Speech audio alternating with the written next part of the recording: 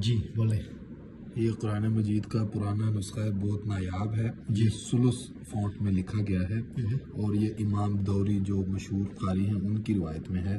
اس کو لکھا ہے احمد الحدیدی نے سن 971 ہجری جو کہ 1563 عیسوی بنتی ہے. جی. اور یہ مصحف کی خاص بات یہ ہے کہ یہ خط ہے و روایہ و مقاصل اوراق الکبیرہ کہ یہ بڑے بڑے ورقوں میں لکھا گیا تھا اور اس کی جو جلد بنائی گئی ہے وہ مضبوط جلد بنائی گئی تھی. وہ تجرید الاخترافی المتقن. ماشاء اللہ. یہ پرانا قرآن مجید کا یہ بھی نادر نسخہ ہے. اس کو لکھا ہے کاتب ہے مصطفیٰ الحلمی جو مشہور ہیں حقات زادہ کے نام سے. جی.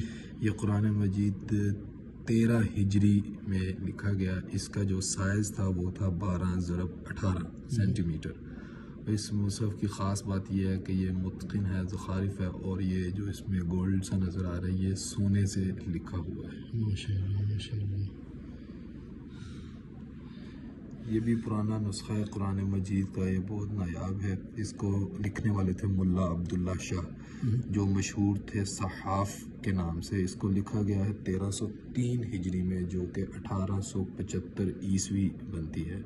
اس کا سائز تھا 11.5x18 سینٹی میٹر. یہ زخارف سے لکھا گیا ہے، اس میں بھی سونے سے کام ہوا ہے اور اس کی بھی جلد بہت خوبصورت ہے. ماشاء اللہ ماشاء اللہ. ایسے ہی آپ تو سنتے رہتے ہیں، آپ کو بھی نہیں پتا.